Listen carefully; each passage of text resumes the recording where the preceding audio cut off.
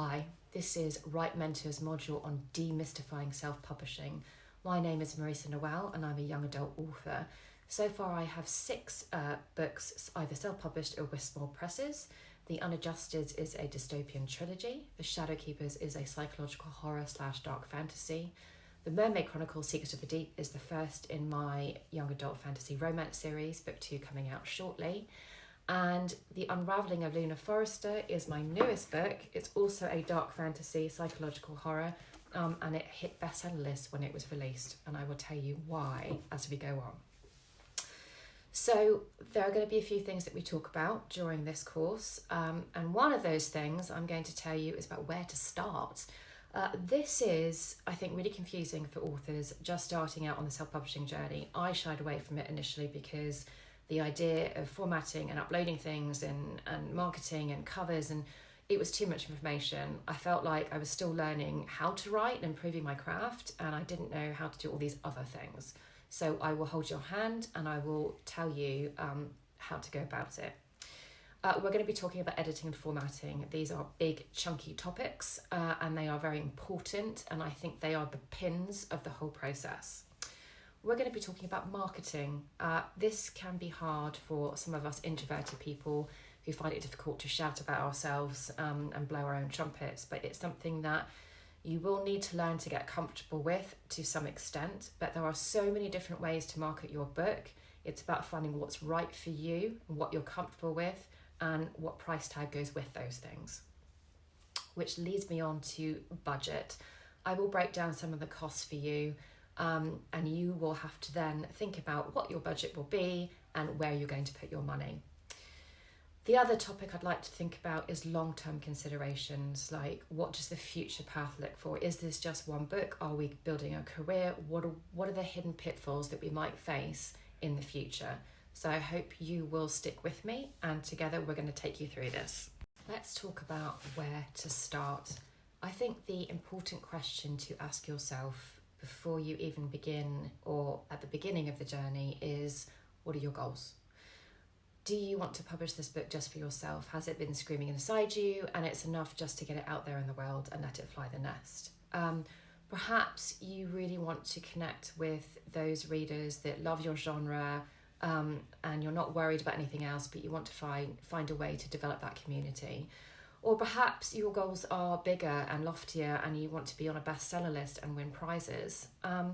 Do you want to be in a bookshop? That's a really important consideration, and I will talk more about that as we go on because it will depend on the pathway that you choose.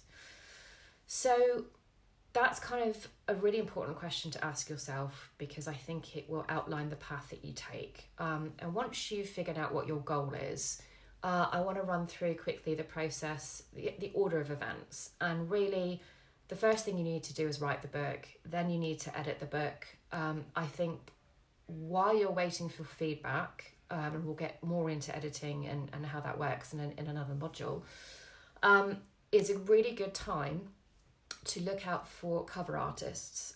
Cover artists are, they can be found quite easily, and they're on Facebook, and you can buy a pre-made cover or you can have one custom made for you.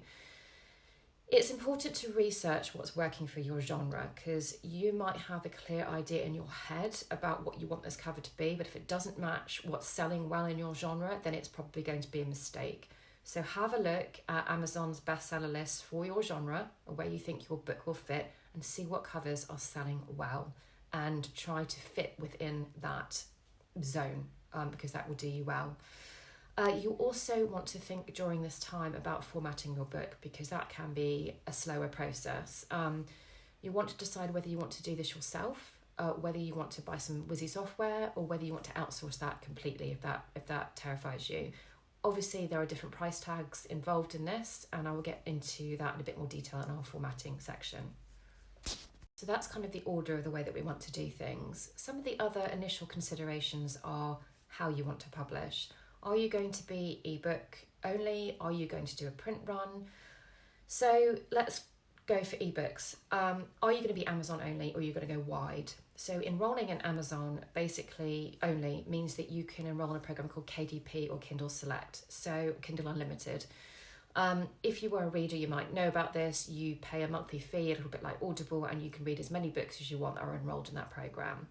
As an author, it's quite beneficial because you get paid per page read. So you get paid 0.004 cents or 0.04 cents per page. And it can all add up quite nicely. So that's one of the benefits of being Amazon only. And if you are doing well with Amazon only, then they have a budget for prize winners who are doing well. However, if you have a genre that you feel would do better going wide, so we're talking with Apple or Google Play, or perhaps there's a region where Google Play is better, then that's another option to consider, and obviously that will have implications for the way that you format your books as well. Print runs. There are kind of three options here. You can do Amazon print.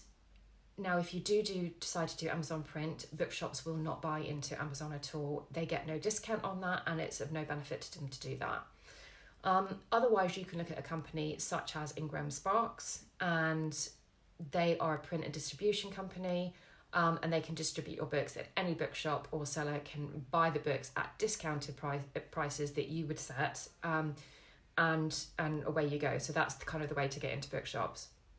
However, if you would prefer just to pay for your own print run and get like 2,000 copies of your book, and you were very good about going into schools and promoting yourself and marketing and hand selling, if that's one of your talents, then that is also a viable option to do that.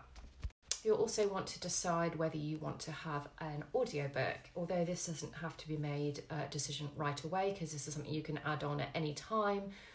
There are costs involved in that, and I will go on to that a bit more in a bit more detail later. So it's one of the things to start thinking about at this stage. One of the other important things is to think about your marketing. What are your strengths as a marketeer? What do you feel that you are comfortable with? There are so many different ways to market a book, so it's important that you understand who you are, what you do best. Hi all, and welcome to the video on editing. Editing, I think, is one of the most important parts of the self-publishing process. There is a reason that self-publishing has a bit of a stigma about it. We are getting away from that, and it is improving. But there are no gatekeepers in self-publishing. There are no loopholes. There is no jumping over high walls to get what you want. You can throw up whatever you want, whenever you want to. And there are a lot of authors who do exactly that, who throw out books, who have not been editing, and they are not of the quality that you would expect from a traditional print publisher.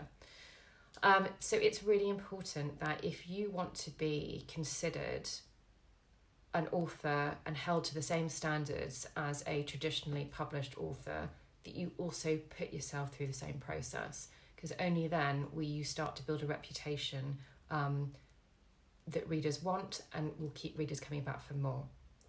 I won't harp on about that anymore, but as you can see, I think that's a really, really important detail to keep in mind. There are different ways you can do this. Editing is probably one of the most expensive parts of the self-publishing process if you are going to hire an external editor, which it can cost up to about $1,000. If you are a new writer and maybe you've only written 1 or 2 books, I would strongly urge you to put your investment here, because I think you will learn so much from an editor, and they understand the process, and they will really get your book ready for you. Now, obviously, if you can't afford that, or you feel like you don't need that, that's totally your decision. You can rely on beta readers, who will read your book and give you their overall impressions of what's working and what's not working. Critique partners will be authors either at the same stage in their journey or maybe a little bit more advanced than you, and they can give you a bit more detail. They will dig in and be a bit more critical about what needs to be improved in your subsequent drafts. Once you get through making all of your edits, and I would spend time here. One of the things that I've been learning recently is the importance of resting a manuscript. And I think because you read your book again and again and again, you can't see the wood for the tree sometimes. And the character arc or the essence of the tone or whatever just gets so lost on you that put it in a shelf for a month and do that more than once. Do your developmental edit, go back to it. Do your line edit, rest it, go back to it. Things will pop out at you. Take your time. There is no rush to upload your book. You know, you are setting your timelines. So take your time to get this bit right, because the first book that you put out there and you self-publish is you. It's your reputation, it's your author name. And if you can get that right, the readers will follow. If it's not right, then they won't. And no matter what else you put out, you are then fighting an uphill battle to get readers to come back to you. So when you hire an editor, I think a developmental edit is the most important part to put your money. Making sure your structure and your character arcs and things like that are right. Line edits and proofreading edits can be done, copy edits, they can be done by friends, by your mom who's really good at English or something like that. You don't necessarily need to spend the money on that unless you think it's a particular weakness. Then by absolutely get more eyes on it. People can catch typos. If you had 5 people read your book, most of those typos that you've got in your book or grammar issues will be caught. So you don't really need to pay an editor to do that. But I think the developmental edit is quite important. For me anyway, because I personally struggle to make those big picture decisions. I'm afraid that I'm going to make the wrong decision, that I'm going to take the wrong character out or the wrong subplot out. So I like to have the confidence of someone else telling me what to do to make my book better, someone who knows the market. But if you have the confidence that you know what you're doing, that's great, but you still need eyes on your work, whether that's beta readers or critique partners. Finding an editor, can be tricky. I think that you need to look at what they're charging and what you can afford, what they've worked on. I would want to see a list of the books that they've worked on to see if you know any of them. Obviously, the more famous books, then the more expensive that editor is going to be. You might get them to do a sample edit on your first chapter. This will only be a line edit. It's not going to give you any developmental insight though. Some of the places these editors can be found are in Facebook groups. If you are part of any author Facebook groups, it's a good place to ask around and to get recommendations. You can look in the back of books, but those tend to be professional editors that are employed by traditional publishing houses. And ask your author friends. No doubt, I think you will find somebody that is the right fit for you, that does the right genre for you. But it is important that you make sure that they are the right person for you, because you want to make sure that they've worked on quality work and that they are good for you. When you have done your developmental edit and your line edit and your copy edit, you will be able to upload your book to whatever platform you want, and whatever platform you do upload it to will send you an e-proof to approve, and that's your opportunity to really see how it's going to look. Go through, make sure there's no mistakes, and sometimes you can either, if you go through Amazon print, you can actually order a proof copy to go through a physical proof copy and make sure that that's right for you. So that's kind of the editing part of it.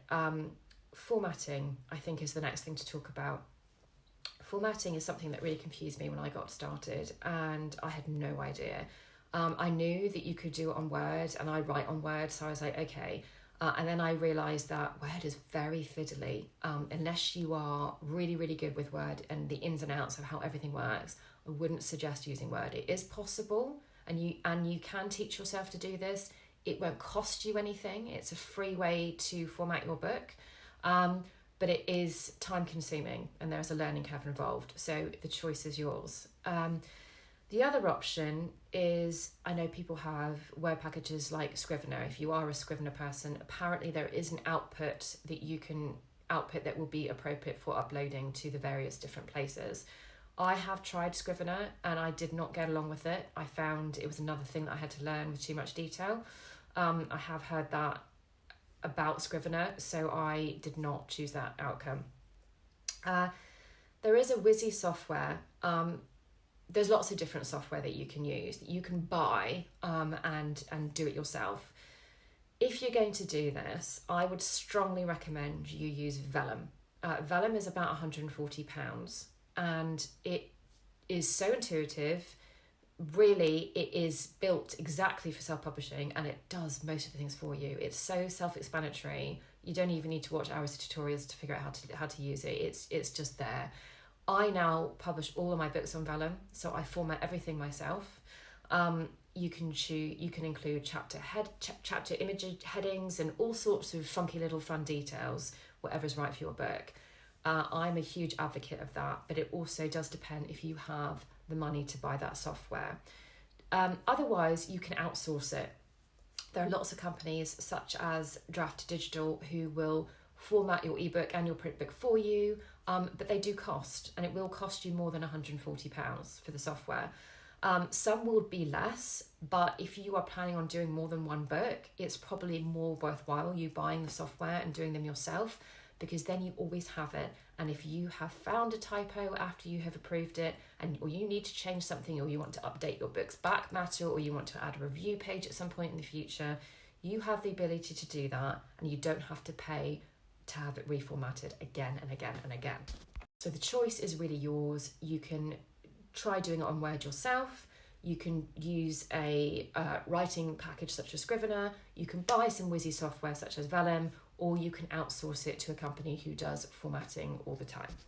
Okay, it's time to talk about marketing. This is a big, wide, woo kind of topic, and can be really daunting for first-time self-publishing authors, and even, old school self-publishing authors, because marketing changes all the time, and trying to keep up with what's working and what's not. Algorithms change on social media. It's tricky to get to grips with what's actually going to work for you. But I think this is one of the areas that you'll need to spend some time researching and thinking about what's going to work for you and where you want to put your money, if any at all. I wouldn't rush this process like I did and just started throwing money at companies that tweeted for me 10 times a day, or someone else who did a blog tour or whatever, because I was a bit like, oh yeah, that sounds good, and that sounds good, and that sounds good. Take your time, go through all the different things, look at what you think will work for you, because I do think your genre will come into consideration with some of these marketing strategies. So some of the strategies that you can use. Goodreads. Now, Goodreads giveaways are about $119, and you can choose whether to give away ebooks, or you can choose whether to give away print runs. Now, ebooks, you can give away 50, you can give away 100. It won't cost you anything more than $119, and then people enter that competition to win one of these books by a set date. I tend to do a Goodreads giveaway, and I run it as a pre-order campaign, and I release the giveaway on the date of publication. Print rewards are better, so if you can afford to have 3 books printed and shipped, they only run the giveaways in America and Canada, so you will look at shipping costs for posting there, but they get more people entering. When I have done an ebook giveaway, I think I had maybe 300 people enter, which was still quite healthy. They have to mark it as to read on Goodreads, so that sends it to all their friends, so it helps to develop the book, or knowledge of the book. But if you do a print one, I had, I think, almost 3,000 people enter when I did my 4 print copies for the Unraveling of Luna Forrester. So you get a much wider audience, people much more interested in winning the competition. They have to mark it as read. That goes in an email to all their friends that so-and-so has marked it as to read. You can see how powerful a tool a Goodreads giveaway can actually be. BookBub giveaways are another avenue to explore. You can have a BookBub account, and it's a place a little bit like Goodreads where you can leave reviews and follow authors and things like that. Their giveaways are more expensive. I don't actually have the knowledge on the prices because I have not done a BookBub giveaway. You do need to be approved for your giveaway, so they will take into account kind of your sales history, your reviews, but not necessarily, that doesn't mean a newbie author can't get into a BookBub giveaway. They can, but they are more expensive, but they have a really, really wide reach, so it can be worth something considering as part of your strategy. Facebook and Amazon ads are also a possibility. That's kind of like a long-term game, and I will talk about that in a bit more detail. Do you have a newsletter? Newsletters are something that I hate just because I've never been very good at it, and you'll find most of the marketing gurus are saying you've got to have a newsletter, and it is true, because if your Facebook account gets closed down, or your Amazon ads account gets closed down, or your TikTok account is banned, nobody can take away your newsletter.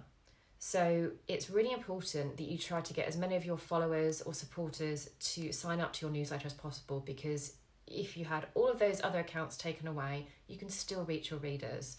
So try to spend some time on developing a newsletter.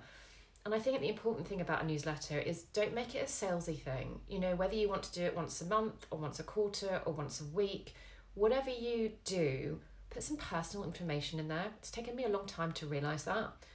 Tell people what you're up to, tell people what you're reading, tell people about other authors that you admire, so that when you do send out that email where you are going to be promoting your new book, it doesn't feel as forced.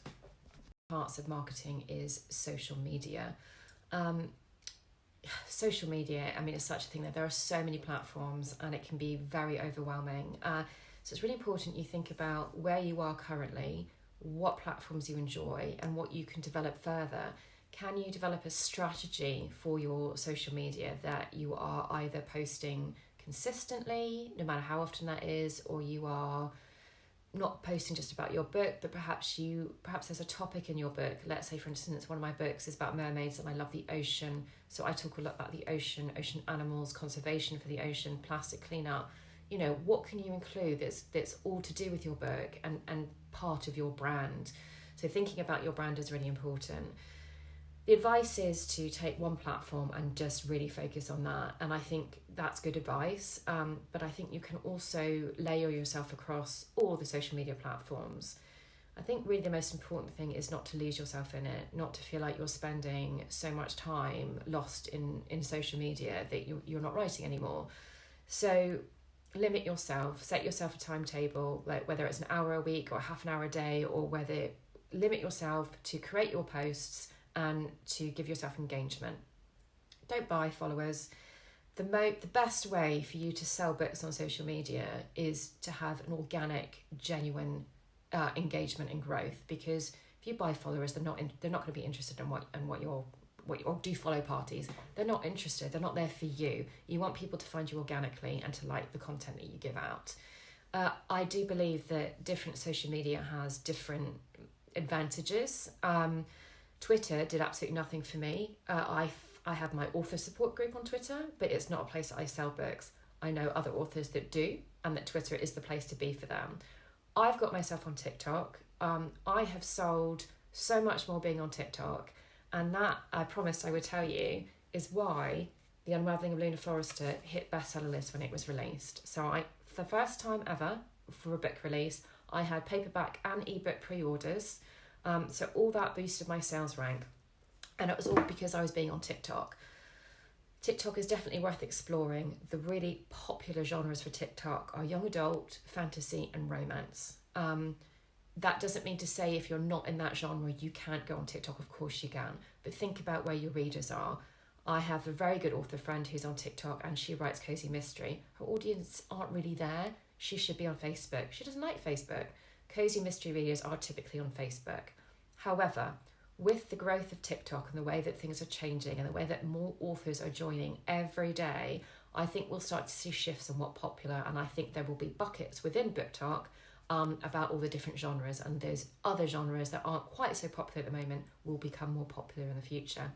So pick what you think is good for you, where you think your genre exists, and just go for it and do as much as you can to develop your brand and around your book about who you are. A blog tour could also be a really good idea. This isn't something I would suggest that you pay for. You can, and there are some really good organisations out there that will get you a wide reach. But I think for the first time that you release a book, you don't need to. Inevitably, you know people and bloggers that you've come across, whatever social media platform you are, and if you reach out to them, all they will require is a free copy of your book, usually as an ebook. Some will require a print, and if that's part of your budget, that's fine. Otherwise, you can just say no. But if you can get, let's say, 20 people on a blog tour, and you can organise that, you can put graphics together on a platform called Canva or Photoshop or BookBrush. These are really good ways to put images of your book cover looking really cool. You can totally do that yourself. Just know that you'll spend a couple of hours organising the people, sending your books out, putting together your graphic for that, And that's something that I think you can easily handle yourself. This is when ARC readers can also be really, really important. Initially, when I started giving out ARC copies, I was like, well, I'm only going to give out 10 because, that's 10 people that could have bought my book, and what if I lose those sales, and blah, blah, blah, blah, blah. But actually, for Luna, I think I gave out over 60 ARC copies, and I found most of those ARC readers on TikTok. And, I think if you can get a couple of hundred even, and you can get them to commit to posting about your book around or on release day, then you will create a frenzy on social media. If you can get that to go across platforms, and then at least if you've got a couple of hundred people, those few that don't commit, it won't matter. So finding those ARC readers can actually be such a powerful tool, and it's something that's not going to cost you any money. Whether you want to post about it in some Facebook groups or put a call out on Twitter or Instagram or TikTok, it's really easy to set up. On TikTok, what I do is I have a link tree in my bio, and that link tree goes to several of my websites and web links, and one of them is a Google form. Google Forms are really easy to set up. So you just ask people for their information, if they can commit to read the book by the date that you want them to read it, mention that they are not to share it, blah, blah, blah, blah, blah.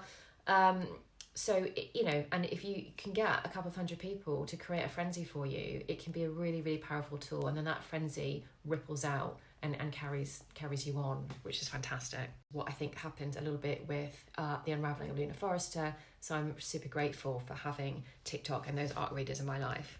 One of the big things is advertising. There are Amazon ads, there are Facebook ads, and there are ads you can boost on Instagram and TikTok and all the other social media platforms. But the two biggies are Amazon and Facebook. Now, it's tricky because I don't think somebody should go into the ads without guidance, but some of the ads courses can cost money.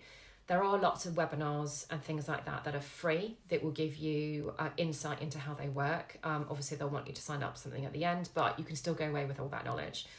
One of the ones that I think is very reputable would be Mark Dawson's Ad for Authors, and he also does self-publishing for authors. If you wanted to be guided through in more detail how to self-publish your book, they're not cheap. It did cost about £700, and you can pay that monthly. I think it's worth the money because not only does he do Amazon ads, and he has a employee from Amazon that worked there for 10 years guiding you through the whole process, but he covers every single platform. And his self-publishing course, which I haven't done, is also very reputable. So if you needed that extra hand-holding, it's really good. Amazon ads are difficult to get switched on. They are slow, but once you find the right formula, they can really work until they change the algorithm on you. Mark Dawson will say you don't need to be mathematical. I think that's a little bit of a misnomer because, I was math kid at school and I'm still struggling with some of the data in the spreadsheets and how to interpret what the information is telling me. I don't want that to put you off because I think it's something, if you're looking at for a long-term career, you're going to need to learn how to tackle, because you can't rely just on word of mouth and friends to build a writing career for you. You will need to make your book stick out from the crowd. And with so many people self-publishing, the only way to do that, I believe, is through either social media, if you've got a strong enough following, or through advertising. Amazon ads work really well for romance and crime. That's not to say they don't work for other genres. In my young adult field, I have struggled a bit, but I do have young adult friends that are doing really, really well with it. So what works for one author might not work for another. There's a guy called Brian Cohen. He's an American. He runs lots of free webinars on Amazon ads and Facebook. I think he's a great guy and he's got some valuable information, but I would hesitate to follow him over Mark Dawson's methods. That's just what I have learned along the way, and hopefully that penetrates. Goodreads can be a really powerful tool. There is an author called Alessandra Torre who runs free webinars. She also organises the Incas conference every year, which you can have access to all of those webinars for over 3 years, which is fantastic because I don't always get to that content easily. But she is the Goodreads guru. She made Goodreads work for her, and that's how she became a best-selling author. So she is worth looking into some of her free webinars to see how she did it and if you can make Goodreads work for you.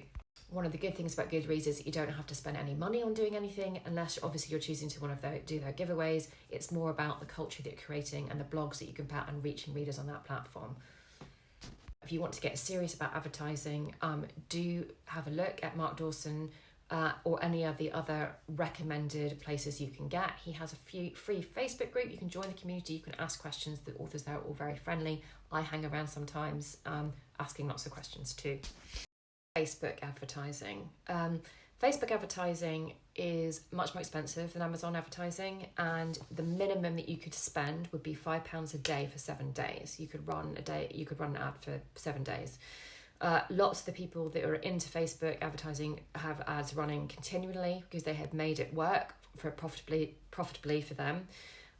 It's really good for quick results. Like if you have a promotion coming up and you want to highlight that, and you can just throw everything at it. Amazon's not good for doing things like that, but it is very costly. It doesn't work for all genres. I found it quite disappointing for the young adult. That doesn't mean to say you can't have a success for it in young adult, but I don't think my young adult audience is there. I would be more targeting their parents or their grandparents who might buy the book for them on Facebook. You're not really going to find that group there. Middle grade, it would probably work incredibly well for, because you do get parents and grandparents on there and you can target them. Especially at Christmas time, you could do a Facebook ad at Christmas time, really, really promoting your book. Keep that in mind when you're looking at your budget and your ads. Facebook is like quick wins, but can pile up quite quickly on expense. Amazon's like the slow moving machine, but can be difficult to tweak and get right. I wanted to talk a little bit about the process of uploading your book. Once you've got your book formatted and you're ready to upload your ebook to Amazon, there are things that you have to go through. You will need to decide on 7 keyword boxes, and this will determine who Amazon shows your books to. So when you go and you type in a book in Amazon and other books come up and other things come along the bottom scroll bar, that's the kind of information that Amazon uses from its keywords about who to display your book to, who to suggest. I get suggested my own books all the time because I browse for things similar. So you get those emails from Amazon saying, oh, you might like this because you read this. That's all about your keywords and your categories. So a really good place to find keywords is something called Publisher Rocket. Publisher Rocket is a tool for writers where you can look at other books in your genre and see what keywords they've used. You can have a whole keyword list. It will tell you how competitive that keyword is. It will tell you how many other authors are using that keyword, how much money the top 10 selling books make per day in that keyword, how many times that keyword is searched in Amazon. So whether your keyword might just be dystopian or it might be young adult dystopian Kindle books, you'll get a whole list to decide what works. Sometimes using a category like young adult dystopian Kindle books is really good. You can use that for 3 or 4 of them. Your other keywords, you might just want to put in random words like dystopian, apocalypse, apocalyptic, teen, those kinds of things, and stuff your keywords that way. So it's really worth spending some time looking at what the right keywords and changing them. Things change. So run the reports at Publisher Rocket every few months and see what's changing, see if you can get in somewhere else that's less competitive. Publisher Rocket does cost money, and it's like $50 for the year or lifetime access, I think. I think it's well worth the money, but you don't have to do it through Publisher Rocket. Just be prepared to look for keywords, to spend a lot of time on Amazon researching, typing things in, seeing what comes up, trial and error, that kind of thing. The other thing that you'll need to set up is your categories. So when you first load your categories onto Amazon, you'll be able to choose 2 or 3 categories. And this will say, my book is in Kindle, ebooks, young adult, dystopian, romance, something like that. And you can choose the pathway of your 2 books. Publisher Rocket also have reports that they can run on this that will tell you what's relevant to your genre, but also what's maybe not as competitive, that you might be able to get visibility. The information is widely available on Amazon. If you click onto Kindle ebooks, and it can take you through all the different pathways, you can see what's there if you wanted to do it for free. That's a fine way to do it. You just won't have any idea of how competitive they are from the information that Publisher Rocket give you. So you'll need to choose 2 of these categories.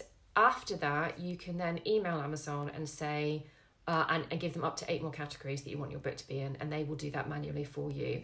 You can do that for the UK market, the US market, the Canadian market, any market you can think of. You can add those 10 categories, because the more categories you are in, the more visibility that you will get. One of the most important things to remember with Amazon, whether it's keywords or categories or the advertising, is relevancy. There is no point you putting your romance book in sci-fi military, unless it's a sci-fi military romance book. You've got to have things that are relevant to your book, because if Amazon serves your book in a particular category and people aren't clicking and people aren't buying, they're going to be like, I'm not going to show that anymore because it's not in the right category. Really important to get those categories right and to try to do a mixture of some of the more competitive ones and some of the ones that aren't quite so competitive. This is also the same for the print. Once your print is loaded either through Amazon or through Ingram, you can again ask them to add the 10 categories that you need. If you do go through Ingram, you will have the decision to discount your book. So when a bookshop buys your book, the heavier the discount, the more likely they are to buy. But obviously you've got to figure out what you're going to make your money from, how much you're going to make, and what you can price your book at. So it's up to you to figure out what that percentage discount is right for you. I have mine set on the lowest, which is about 35%, because I want to try and earn more royalties, but other people have them set at 55%. So that decision is really up to you.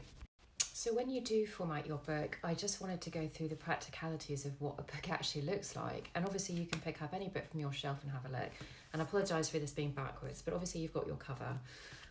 Typically after that is your title page, and this is where you will have your publisher information. And then after that, your copyright information will go here. This is where I include reviews. So when I get my ARC readers to review in advance, I do that before I format the print copy, so I can include those reviews at the front of the book. I think that's a really good draw. Then I have my other books section by myself. Obviously, if you're a first-time author, you won't have this. But I'm always curious when I come across an author that I like and I want to know what else they've written without having to go and look them up. I think it's a good thing to do. One of the other things that's been included more recently, and I think it's really important for self-published authors, is content warnings. Traditional publishers are starting to do this, but I think they need to do it more. It's a really good idea to include any of those triggers, whether it's a mental health thing, whether there's death, violence, anything that you can think of. And if you want, you can put contain spoilers. My warnings do contain spoilers. And if you put contain spoilers, it's up to the reader then whether they want to read that or not. But it's a good thing to include. And I think it shows that you're aware of the sensitivity in today's world and what needs to be included for the readership that we are addressing. Then there's the dedication, come after that, which is always a really lovely part. I have an extra little section, my cast of characters. I have this because I have 17 characters in the Unraveling Arena Forester. And I know it's a lot of characters for a reader to get to know right away, but I also know I needed all 17 of them. I was a bit naughty. So I have a little bit about who they all are, so if the reader does get confused, they can flick back. So you can do fun stuff like that. If you want to format your own book, it's up to you what you include inside it. Then I have the book actually start. Then the back matter, what we would call the back matter of the book, if I flick to the end, I also, in my chapter headings, like to put little images on, like this one. So for Luna has a different image for every chapter, but that's just the way I like to do it. I think it gives a little indication of what's going to be happening. So when you flip to the back of the book, what I then do, in both my print and my ebook, I have the end and I say, if you've enjoyed it, could you leave me a review? So that's the last thing. It'll be really easy on an ebook because somebody can just click on it and off they go. And then I have a little teaser about, and I include the first chapter of one of my other books. So if you have another book planned, it's a really good idea to get that first chapter in the back of the book, or even if you're writing a series, to get the first chapter of the next book in. Then once you flick over after that, I've got information about some mental health disorders that crop up in my book, because I have got my content warnings, and if anybody, I write a lot about mental health, so for me it's important to include that information and show where people can find help. Then I have my little thank you to the reader. It's a personal little thank you. I have information about where to leave reviews, where my website is, if you want to be part of my readers group on Facebook and have giveaways and things like that. So this is almost like a call to action. You want to put at the back of your book. What do you want your reader to do? Do you want them to leave you a review? Do you want them to subscribe to your newsletter? You know, think about the things that you want that reader to do. And then I have my acknowledgements, thanking all the wonderful people in my life. You know, I never used to read acknowledgements until I became a writer. And then I got really curious as to what people said when I was building my own. I have a little about the author section. If you're on an ebook, these are clickable links. Otherwise, you can get Vellum to spell out the links for you. Then I show them what the cover of the Shadowkeepers looks like. Then I go into the blurb of the Shadowkeepers, and then I go into the actual first chapter of the Shadowkeepers. And at the very end of that chapter, again, it really works well on the ebook. I have a link. They can click on it if they want to buy it and carry on reading. So just have a flick through your bookshelf, see how books are put together, and see what information you think would work in your book. Perhaps if you're writing middle grade, there might be school information. If you wanted to go for school visits, that could be a really useful thing to include. Picture books obviously doesn't have the luxury of having all that front matter and back matter, but there are other ways that you can include that kind of information. Okay, it's time to talk money. I'm going to give you a rundown of the costs of what things can cost. And it's really up to you to decide where to put your money, what's essential, what's nice to have, and how to budget accordingly. So a developmental edit, I think, can cost between $500 to $1,000. A line edit could cost $150 to $300, and a copy edit might cost $100 to $300. It's up to you to decide which of those you're going to use. You know my thoughts on that. A cover can cost anywhere from £50 to $500. I wouldn't spend $500 on it. My covers have cost $250 each. You can get pre-made much cheaper. Pre-made cover artists will also know their market quite well. All you do is buy the cover and they add your name and your title. Advertising courses can be, the webinars are free, but they can cost anywhere up to $1,000. That's up to you if you want to decide you need to learn more about how to advertise or teach yourself. The Amazon ads, decide what your monthly budget is. If you're going to do Amazon ads, I spend about $30 a month, and I'm not profitable yet, but I am working towards that. Facebook ads, the minimum is £5 per day for 7 days. You have to decide if that's something that you want to use regularly, or perhaps you'll just do it for a particular promotion or holiday period. Goodreads giveaways cost $119. Don't go for the more expensive option, it's not necessary. BookBub, Fussy Librarian, email blasts, where they email out your book promotion, your price drop to hundreds of thousands of readers, cost anywhere from $20 to $150 depending on your genre. Organisations such as the Society of Authors or the Alliance of Independent Authors cost anywhere from £60 to £100, but you can get added benefits such as free uploads to Ingram, cheaper public insurance costs, things like that. So they are worth looking into. Plus giving you the support, discounted courses and things like that. They can be really, really advantageous. You will need public liability insurance if you're going to do any kind of school visit or go to a Christmas market and sell your books. It really doesn't cost more than £30 a year. You might be able to get that cheaper, but you will need to have that. Blog tour, I don't believe you should have to pay for.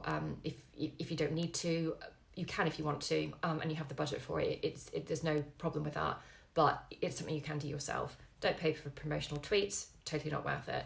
ISBNs do cost money, so you only need an ISBN if you're doing a print version. ASINs, which what you use for ebooks, are totally free, and Amazon will give that to you. ISBNs you can buy from Nielsen if you're here in the UK. They cost £89 per ISBN, or you can buy a block of 10 for £164. So I spent £89 on my first couple of books, and I thought, no, I'm just going to go and buy the 10 because that's much more economical. Publisher Rocket, which I think is a fantastic tool for learning about keywords, categories, competition, all of that kind of stuff. I mean, they add to it all the time. So when I bought it, it was $50 for lifetime access. The price may have gone up, or they might do a yearly subscription now. You don't have to have it. You can get that information elsewhere or through time and research, but it's a really neat tool to have and to free up some time that you might otherwise have. I would highly recommend putting some money into Publisher Rocket and just helping with that whole process. I wanted to touch on audiobooks. If that's something that you're looking into, there are 3 ways that you can go about this. You can do it yourself. The equipment will cost you about £150, and then obviously it's the learning curve trying to get that right. Totally doable if that's important to you. Otherwise, you can do a split royalty. You can find a narrator or a narration company that will do the narration for you, and then you will give them 50% of your royalties. That's also a really great option if you don't have the budget, because paying a narrator for a complete audiobook will cost £2,000. So you really need to understand is that worth it? Do you have the budget for it? How are you going to get your money back from that? You know, are you going to do some Amazon advertising for your audiobooks, which is a less competitive market than the ebooks? So it could totally work, but just be mindful that it is an expensive outlay. You might want to spend a bit of money or put some budget aside on doing giveaways, giving print copies to bloggers, maybe organising some bookmarks or postcards. This doesn't have to be expensive. I think you could do this anywhere between £20 and £100. And then again, entirely optional, not something that you have to do, but nice little rewards for those that have been supporting you. So that is a roundup of the budget. I'm hoping that you can find one that works for you. Expand a little bit on school visits. If you are a picture book or a chapter book or a middle grade author, this can be a really important part of marketing your book and getting sales. Young adult, there is still an audience for school visits. It's just not quite as common because secondary schools are more focused on the exam period and often are putting their budgets in other places. It's just finding the right school. Private schools are really good for getting those visits. So school visits, you know, when I did my first one, I was absolutely terrified. I never used to have a problem with public speaking. Then I had problems with anxiety, and then I hated it because it felt like I was going to have a panic attack all the time. But I forced myself through the process. I actually went on a public speaking course and took baby steps to get myself into a position where I ended up giving an assembly to 300 girls at my old school between year 7 and 10. Just not something I ever thought I would do. So it's totally possible. If I can do it, you can do it. Trust me, that's true. Scooby, the SCBWI, they run a debut boot camp every January. So if you have a new book coming out and you are, actually, I don't think you even need to be a member. You can apply. They used to do it in person. Now I think it's virtual, and they will give you ideas about what to do and what to include for your age appropriateness. It's a really, really great course and highly recommended. School visits, traditional publishers will say they can tell when an author has been doing school visits because their sales are always so much higher. You can get an independent bookshop to come in and sell your books for you, or you can just bring in stock yourself and have the school pre-order how many copies they would like. But obviously you'll need that information in advance. But it's a really good avenue to raise awareness. You might go in, you might sell 5 copies, you might sell 100, maybe you'll just sell 1, but you have given a workshop. It's really good to start with schools in your local area. Maybe if you've got children, maybe where they go, maybe do 3 school visits to start with for free so that you can practice and see what's working. Obviously, if you're a picture book author or a middle grade author, your content's going to be a lot different. These things can range from just doing a reading and fun stuff to doing creative writing workshops to I do a lot of things about actually how to be an author for secondary schools. So you have to figure out what you are comfortable delivering and what your content will be. Once you've done your 3 for free and you are now an experienced person, start charging the right price, because if you charge something cheaper than your traditionally published cohort, you are undermining them and you are undermining their efforts, and you are making schools think that, oh, I shouldn't have to pay more than £100 for a whole day, when actually it should cost more like £350 to £450. The Society of Authors have a really good recommendation of what those costs should be, depending on if you're delivering an hour, a half a day, or a whole day. So I urge you to go to their website to have a look at what they suggest, and I urge you to stick to those guidelines. It feels hard charging these amounts when you are new and when you are self-published and you have imposter syndrome, but it's really important that you do, so that authors are being recognised for their work and are not expected to do things for free. And it's really important that you value yourself. You have written a book, you have published it, you have gone through this entire journey, and now you've made the effort to reach out to readers to find your book. You deserve to be paid for that. So please remember that. I want to wrap up with some long-term considerations. We started off the whole module talking about what your goals are. And I think the question you need to ask yourself is what do you want to be? What is your brand? How are you going to develop yourself as an author and have a career in the self-publishing world or the hybrid world, or however you want to go about it? I recently read a book, and it was a contemporary survival horror. And when I went to the back of the book, which I really enjoyed, I realised that the author wrote in lots of different genres, from dystopian to fantasy to all sorts of things. And it was interesting because in the back it said, although the author writes in different genres, you can always expect truth and grit from her novels. So you may well want to write historical one day and romance the next, or a chapter book one day and adult the next. And I would never discourage that. And I think one of the freedoms of self-publishing is being able to do that. But and you might not have the same readership from genre to genre, but if a reader falls in love with you and they do want to read everything that you've read, show them what's the same from one book to the next. Show them what they can count on. Are you really good at tension? Are you really good at character development? Is there a particular thing that always happens to one of your characters? Have a brand, have something that you can talk on, and you can build your social media posts around this. You can build your school visits around this. If you can find that thread that goes through all your work, it won't matter what you write, because your readers will find consistency and satisfaction in that.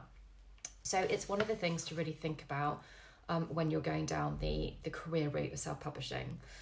Another thing to think about is the money. Can you afford to keep doing it? It costs me X amount to publish my first book. Maybe you have a series you want to get out. How can you do it cheaper, quicker?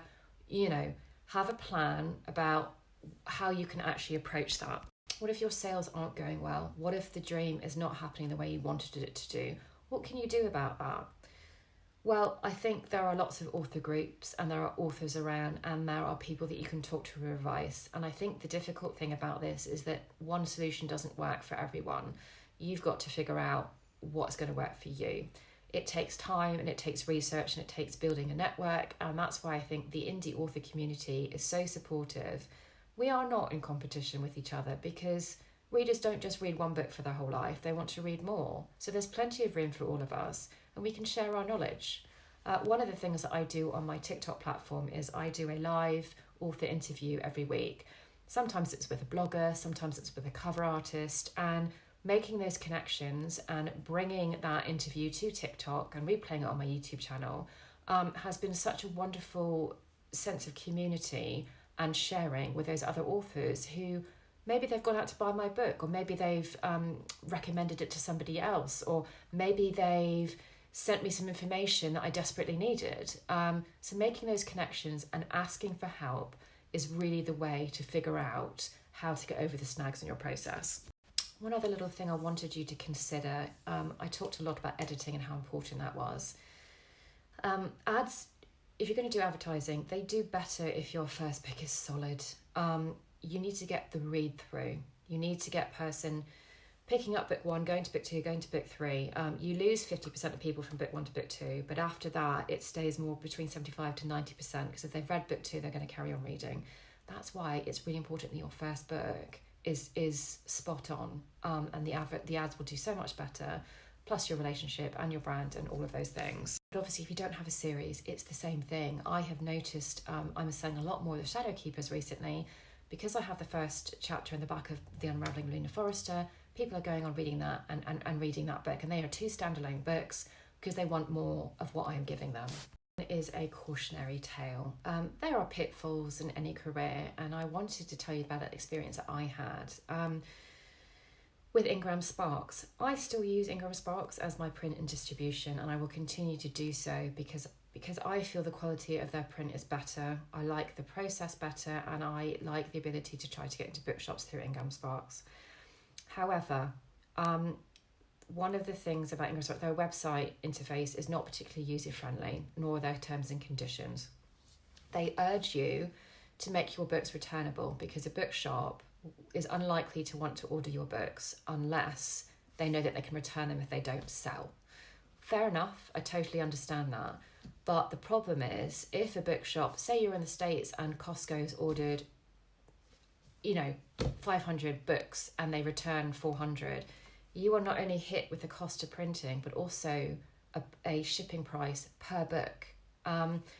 When I inherited my book, The UNADJUSTEDS, after the publisher closed down, I re-self-published that, and I turned the return flag from no to yes, because my feeling was I hadn't sold a lot. What harm could it be if I was getting the odd 1 or 2 returns? Little did I know that there had been several hundred copies ordered, and as soon as I hit that little flag, they were notified that I had lit that little flag, and they had the ability to return the books. The return books are not always in good order. Sometimes it's just a cover. Sometimes they're missing their covers. There's nothing you would be able to do with those books. And I had clicked for them to be delivered to me. Because it was in the States, that meant that I had to pay for the cost per print of the book, plus $20 per book shipping, even though they sent them in consignment boxes. Ingram did actually reprint the books for me, which at the time I found a little bit suspicious, but that's probably because the returns were unfit for doing anything else with. But I never did actually get proof that the returns were genuine. So there are problems with the reporting, and I'm actually working with Ingram Sparks on improving some of their processes. And now when you go onto Ingram Sparks, you will get lots of warnings about their returns and their deliveries and things like that. I managed to have the fee waived. It was going to cost me over $10,000 to pay this fee. And I worked with Ingram Sparks, and I put a bit of pressure on social media. You might have seen it on Twitter and TikTok, to waive this fee. My circumstances were a little bit different to the normal, and they finally granted that fee for me, which obviously I was very relieved, because an indie author, we cannot afford to be hefted with these bills. So if you do go down the route of Ingram Sparks, and I wouldn't tell you there's any reason not to, I am still with them, just be careful about what you are setting your returns to. And if you are getting returns, are you having it destroyed, which is much cheaper, or are you having them delivered?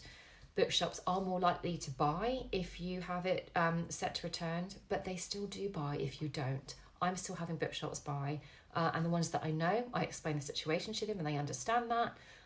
So it can still happen, and so it's not something to worry about. But I just want you to make sure that at every stage of the process, ask questions. Don't just accept the terms and conditions. Make sure you read them, because that information can come back to bite you on the ass. And at the end of the day, you're the only one that's going to be responsible for whatever you've agreed to. So I don't want to scare you, but I just want you to be smart, smarter than I was. And again, if I'm around for questions, I am on social media everywhere. If there is something that I have touched on that you want more information on, just reach out to me and I will be happy to explain. I'm a huge advocate of indie authors and a great cheerleader, and I'm wishing you all the best success. Closing, I just wanted to say that I hope you have learned something from these video clips. I hope that I have been able to explain a little bit about the process and perhaps make it less overwhelming for you. I hope that you feel invigorated and motivated and wanting to charge down the self-publishing path and take that control. It is a wonderful journey to be on. There is such an achievement in every stage that you have had control over, and you have decided how you're going to do it. It's astonishing. And we have so many talents as self-published authors, because not only do we write the actual book, but all the other things that go with it, all the other things that we learn, are such good assets to help with the writing industry, the writing career, or any business area, to be honest. So I hope you don't feel overwhelmed, and I'm rooting for you. I love the indie author community, and I want as many people as possible to get over their imposter syndromes, to join together, to support each other. And if you are in need of cheerleading, I'm always around on social media, so do reach out. And if there's anything I've touched on, like I said, that you want more information on, please just ask me, because I'm happy to share what I know. So good luck, and I cannot wait to see your books out there soon.